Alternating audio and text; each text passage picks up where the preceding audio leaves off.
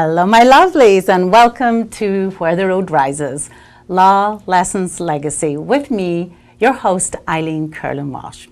Today, we welcome to Channel 4 the force of nature that is Donna Miller, Cook County Commissioner for the county's 6th District, a prestigious and demanding position. Donna, as a reminder, if it's been a while since you've had a civics lesson, the county is our third layer of government here in Illinois. Our first tier is, of course, federal law. Second tier is state law, county third, and the fourth tier is our local municipal law. The Cook County Commissioner, in addition to ensuring the county is adhering to federal and state law, is the legislative body that creates county law. Donna is well qualified. She's been involved with community, civic, and political activities her entire life. She has a long history of serving as a mentor and a role model to youth struggling to realize a bright future, and she is an advocate for underserved communities. And we are honored to have Donna share her stories, her experience, her wisdom and advice with us today. Welcome, Donna. Thank you so much, Eileen. It's great being here with you today. Well, thank you. Why don't we get started with your childhood? How did you grow up? What was the cultural, political landscape like? What are some of your earliest memories? Well, I grew up in a military family. So my father was in the Army, and my mother was a school teacher. And we always had vibrant conversations in our house with relatives, grandparents, great-grandparents. I was fortunate enough to grow up with my great-grandparents as well. And being a military brat, I mean, that's what they're called, and especially in the Army, we moved around a lot, but then my parents got divorced, and then my mother and my sisters and I, we moved to Chicago, where my mother is from. Okay. So I lived here from 5th grade on, but still close to my father, obviously, and visited him all the time. And some of my early memories are being a teenager, growing up with a father. My father was a lieutenant colonel in the Army when I was a teenager. So, you know, no one was good enough to talk to me or to come to the house, and my father was very strict in that way. And now I kind of laugh about it because I think we have great phone etiquette, because I couldn't even answer the phone by saying hello. It was, hello, good afternoon. This is Donna speaking, and this is Colonel Black's house. Oh my maiden name was Black. So that's how we had to answer the phone. So I think that you know, kind of regimen kind of taught like how you do things that are politically correct, or how you kind of have some sort of ritual, you know, whether it's in your house or outside of your house.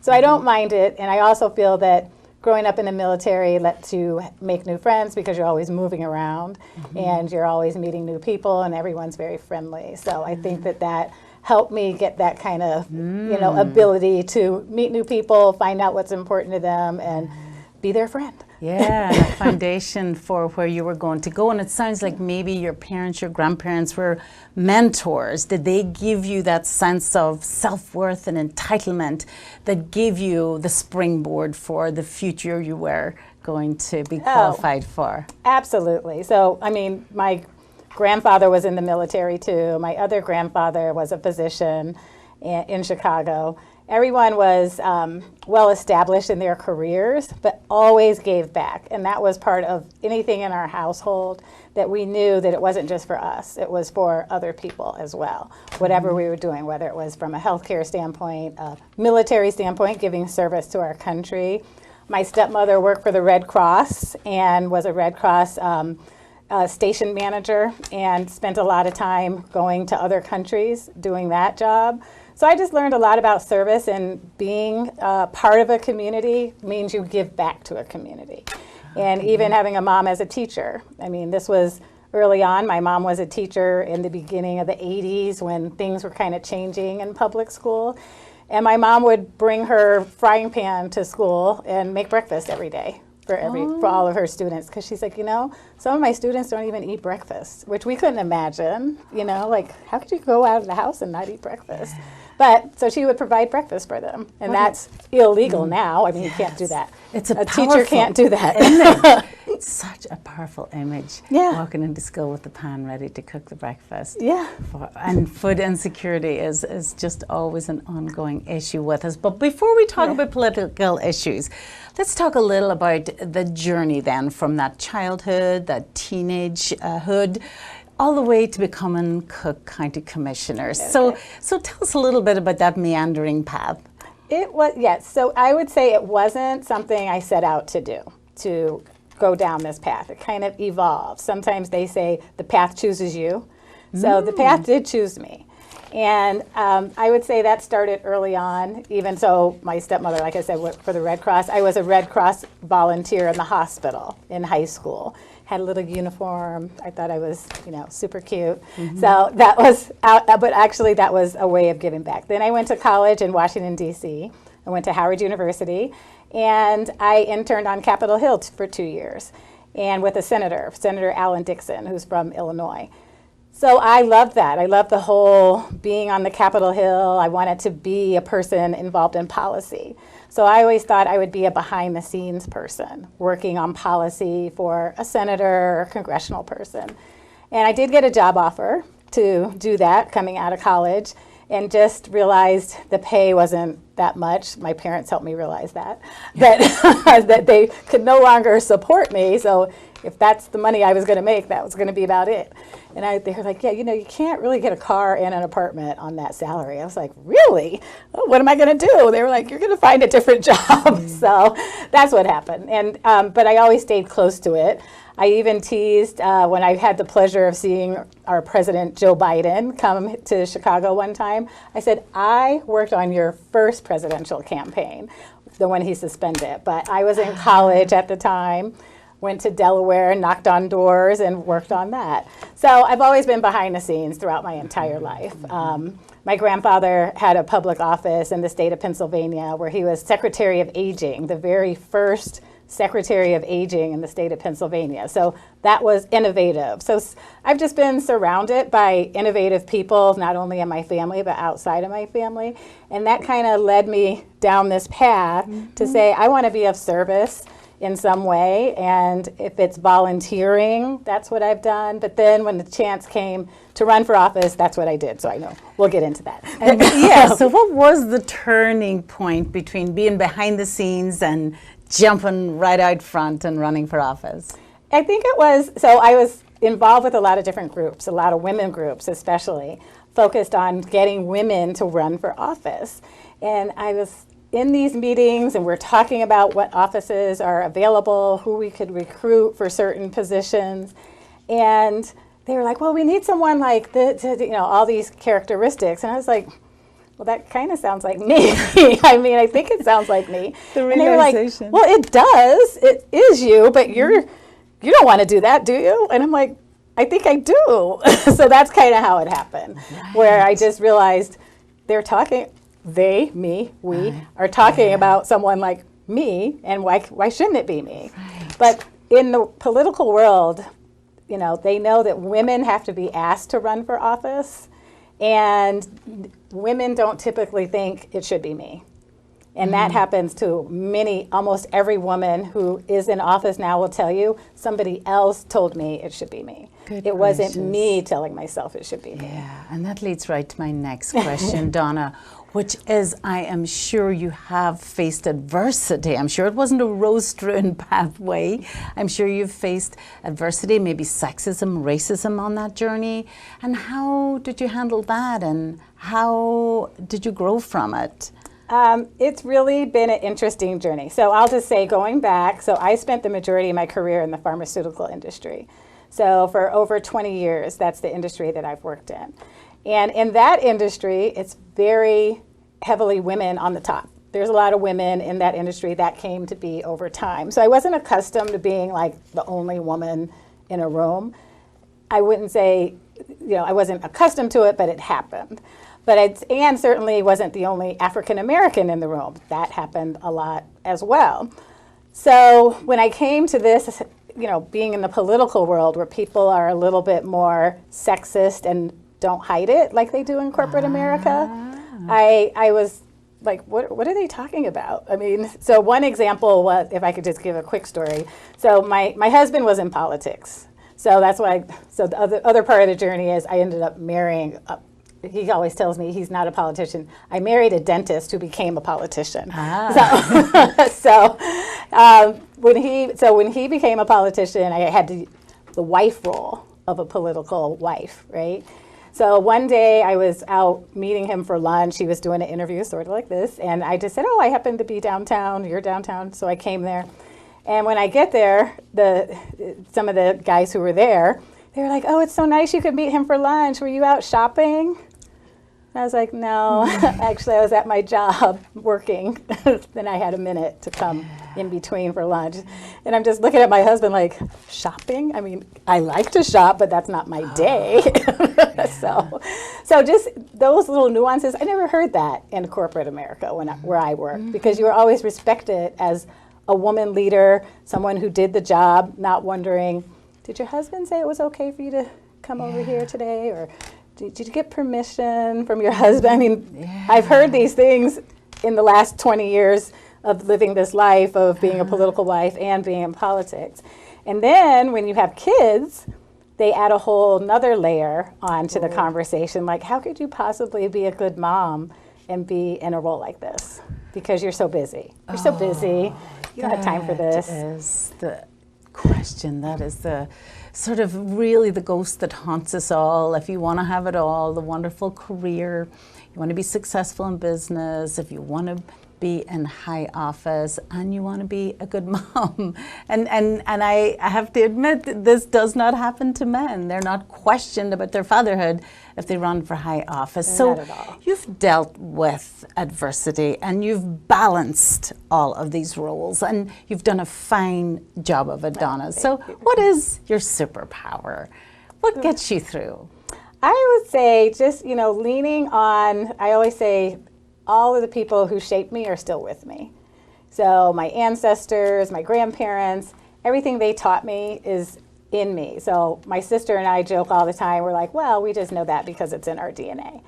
So I would say, I say my superpower is just being able to lean on what I knew from before, from other family members or other people who inspired me, and taking it and just remembering that's who I am. Yeah. Oh, I love that, Donna. So tell us about the work that you have done for the poor, the disenfranchised. You've had initiatives for those with HIV/AIDS. You have worked with the sickle cell anemia community. Tell us about that work and how that community outreach has touched you, and how do you feel about us now as a human race, the human condition, by your work with those communities? Well, all of those communities had powerful advocacy, each one. And I would say that what really makes a difference for people is the people who get behind an issue. So in HIV, I was in the beginning of HIV, before it was even a big conversation. And I say in the beginning, based off of the work of the pharmaceutical company I worked for. And having those conversations were all about educating people. What is this? How do we deal with it? Who gets it? So all of it was really about educating, but going into communities that were afraid of the conversation. And that happened, so we see that even happening now for COVID. But so in the beginning of HIV, it was making sure people got tested. That sounds familiar, right? Making sure people knew what they could do to combat it, or getting communities behind it. So there's a lot of support groups. Same thing with the sickle cell community. This happens to be Sickle Cell Awareness Month, which is in the month of September. We just conducted a blood drive to help raise awareness for the African American community to not only know if they have sickle cell disease or sickle cell trait, but to be blood donors, because that's so crucial. So I learned that years ago from working with the Red Cross. So continuing those kind of partnerships, it's really important. Then I also worked in the cystic fibrosis community, which is another genetic disease. So sickle cell, cystic fibrosis are both genetic diseases. And one of the most powerful things I saw from working in the cystic fibrosis community, again, the power of advocacy. So they have a foundation, the Cystic Fibrosis Foundation. They worked tirelessly to try to get a cure. And that was just from a few people thinking, we can combat this, we can do something about it. It took years, but there was a long-range plan. They implemented the plan, they raised the money, they created advocates throughout the country, and it took time. And at one time, sickle cell, that cystic fibrosis was not even on the newborn screening panel for the state of Illinois. And now it is, and that was from grassroots advocates who made that happen, and now it's across the entire country. But I just learned from all of that it takes a squeaky wheel. It takes someone to say, how come we can't do this? So when they told the cystic fibrosis community, we're not going to have a cure, there's not much we can do, they said, why not? They didn't say okay. And I think that happened in every one of those instances. HIV, sickle cell, we still have a lot to do in sickle cell, but the raising the awareness is what's key throughout all of those. I think that's a great lesson for all of us, and a very old story, the squeaky wheel, but Yeah. it still works. So Donna, tell us about a typical day, week, year as a Cook County Commissioner. I was shocked when I was researching your position how much the Commission does. So what does your job look like on a daily basis? No 2 days are the same, so I will say that. And I think on a daily basis, you have to focus on what is your purpose for being on the county board. There's 17 commissioners on the Cook County board.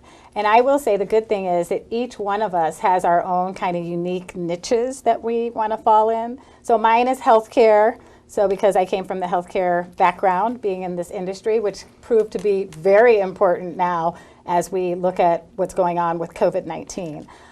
So on a daily basis, I'm looking at that as first thing. I also ran to make sure that I was having conversations and implementing changes for property tax reform, just because of the area that we live in the south and southwest suburbs. And also economic development. So on a daily basis, those are my three main focuses. Everything kind of envelops around that. And how does your background, who you are as a person, what your experiences is, everything that you brought to the position, how does that affect your perspective on what you do? It gives me a good perspective on what's being done on a county level, because I think it shows how the collective whole of all one group, whether it be Cook County or just people individually, can make an important impact. So Cook County is the second largest county in the whole country. So when you think about whatever happens here has long effects across the entire country, because we're setting a precedent. We're making either something good better or something that doesn't exist. Right. And what about the committees that you sit on? Tell us a little bit about those. So the committees that I sit on, so I'm vice chair for workforce development, and that's an important committee right now, especially as we're looking at people redefine their future, just because of what's been happening with the economic downturn, people having traditional jobs that are no longer traditional. How do we make sure that people are not just looking for a job, but they're looking for a career and a future doing something? And there's a lot of these somethings that aren't typical. So even those of us who have kids, our kids might come and say, I'm going to work in this, Amazon or what have you. Amazons are big out here.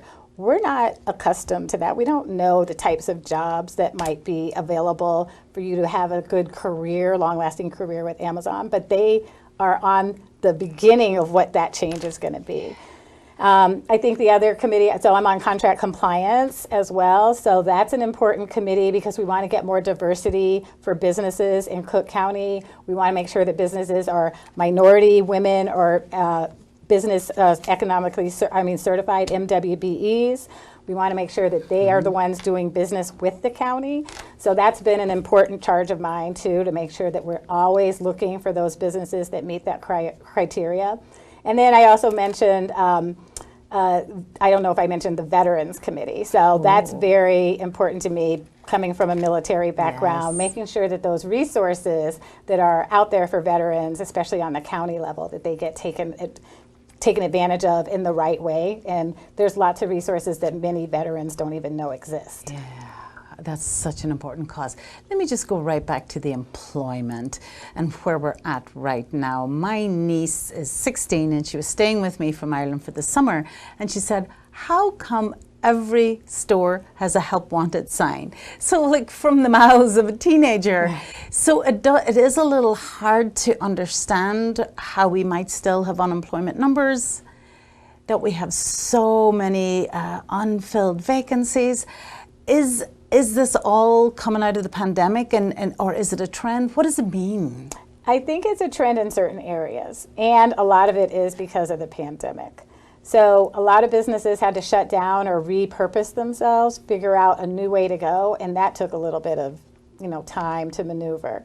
But then a lot of these businesses that are like food service businesses, fast food restaurants, grocery stores, gas stations, there is a not enough employees to fill these jobs right now. And so we need to get people, and that's why we're really focused on making sure they're not looking at it as a job. So if you go work at a gas station, is that the only thing you could do for that company? The gas station is a huge company, right? Probably owned by some Exxon or what have you. Yeah. So are there other things that you could look to do if you just worked at the gas station? And they're not teaching people how to look at it that way. And I think that might be a missing link, especially as we see huge numbers of vacancies at these positions. Yeah, absolutely. It's hard to understand, and I've certainly heard it discussed that people are rethinking their roles, rethinking how many hours they worked in food service. But if we don't go back to the job we had before shelter in place, what is the new direction? It looks like we're all up for a reckoning, and society might have to rethink many things as we hopefully come out of our current health crisis.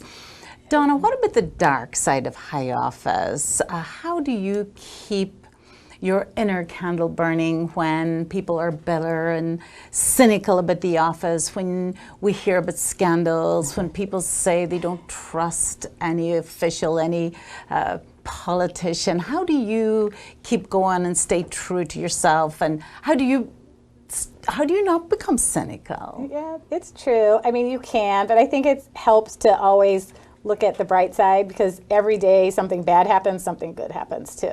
So, and being surrounded by positive people. I mean, look, I'm so happy I met you. You're just a ray of sunshine. And so days like this make it like, okay, well, someone said something bad yesterday. You can just forget that and move on. But you just have to be internally focused on what your goals are, and always keep those in front, and surround yourself with people who want to help you make those goals happen. And there's a lot of those people.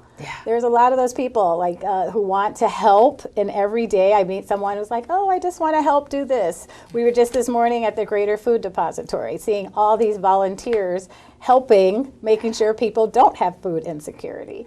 So when you see something like that, we met a woman today who's been doing this for 40 years. So when you see something like that, you're like, I can't have a bad day. I can't be, I call it a pity party. So sometimes I do get upset and have my pity party. I'm like, okay, 5-minute pity party. And then that's it. Then you have to just let it go. And they say what we focus on expands. We see what we want to see, so you can focus on the bitterness, the darkness, or you can focus on the light and all the good. I say this about my profession too. I'm an estate planning attorney. Yes, do we see fights? Yes, do we see sometimes difficult things? But far, far more often I see generosity and love and giving, and I choose to see that, and therefore you do see it, and you can see it everywhere. I love that, Donna. So what's your greatest takeaway then from the life you've lived, being in business, being in the pharmaceutical industry, and now being a politician? What's your greatest takeaway? What would you say you've learned the most from your life to date? I always say that, if you have passion for something, it comes through, no matter what you do. And I got that advice from my first professor from college when I had my first job and I didn't like it. And she's like, well, you have to find something in the job you like. I'm like, well, that sounds so simple, but it applies to all of this. You just have to find something that you're good at and make it better, or you can expand on it, or you can share it with other people. So I always say that, having passion and being passionate about whatever it is you're doing, it comes through, but it also builds on things. So I'm passionate, I guess, about healthcare. So that's why I had that career, and that's why I can take that to my experience on the county board. I'm passionate about making sure that, people have advocacy for the issues they care about. That. And I can teach people that and share that kind of information with people as a commissioner. That if you think something's important, you're probably not the only one. You can make it something that we can legislate. And that may very well lead to my next question, which was as your role as a role model and a mentor, which you do for young women, for teenagers. And how do you wear that mantle?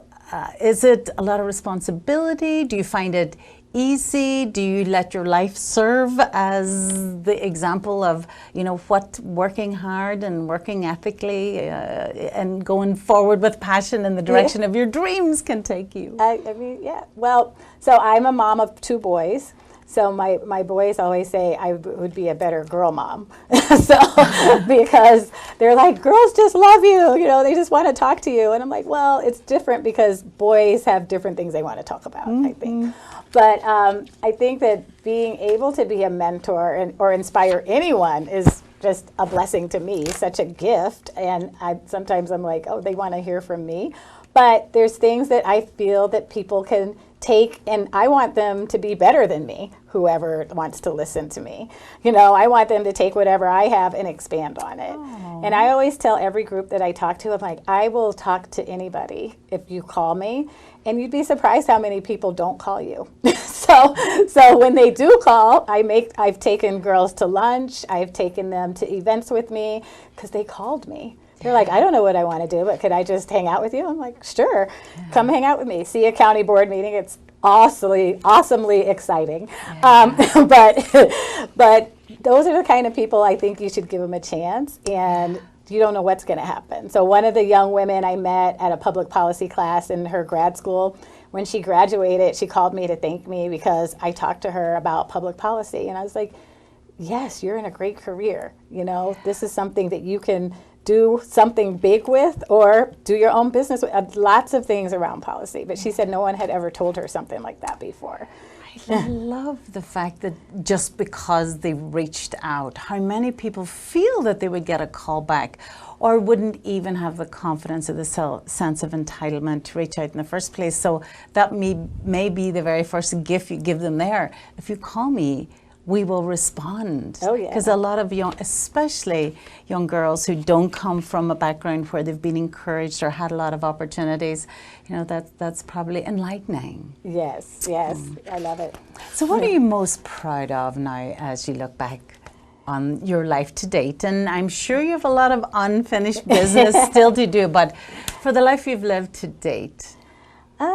Let's see, what am I most proud of? It's a combination of things. So one, I'm most proud of my boys. So I just sent my first son to college, so I'm happy about that. So mission accomplished almost. But I'm also proud that they can see some of the work that I feel is important. They can take that to that next generation. And I think that's what it's all about. I feel that a lot of these kids are so much smarter than their parents and just know so much. They're so worldly, they're so compassionate, they care about issues, and that makes me feel like the future is going to be in good hands because of them. And I'm excited to see them want to maybe consider a career in politics or in law or in healthcare because they want to help people. And I've heard so many young people that I've talked to recently say exactly that. Like, I want to start a business that helps people in underserved areas. Or I want to be a doctor so that I can help kids who might be going blind. I just met this young girl who told me that the other day. I'm like, wow, these kids are like on fire and they just know what they want to do, but they want to give back. So you're optimistic for our future. I love that. And you really do get to see on a very granular level what's going on in the county. As you say, one of the largest counties in the whole country, and you're optimistic for our future. That's great. I think that's probably the best way to end our show. Or maybe you could give us a little nugget of wisdom, a favorite quote or biblical passage. Well, a poem you love? I wish I could memorize an entire poem, but but one of the things, I would send my boys little quotes, not every day, but a lot. And so one of the ones, and I just reminded my son of that the other day, who's at college, you know, if you believe it, you can achieve it. And it's just so simple, but if you are negative and you don't believe something, it's going to be hard to do because you don't believe it. How are you going to make other people believe in you? Yeah. If you believe you can, you're right. If you believe you cannot, you're right. Yeah. Donna, thank you so much. That was wonderful. I've enjoyed talking to you. And viewers, Donna has a very active Facebook page. She posts just about every day what's going on in the community. She has a website, so you can learn more about Donna on both those platforms. And thank you for watching, and we will see you again next time on Where the Road Rises. Thanks, and bye.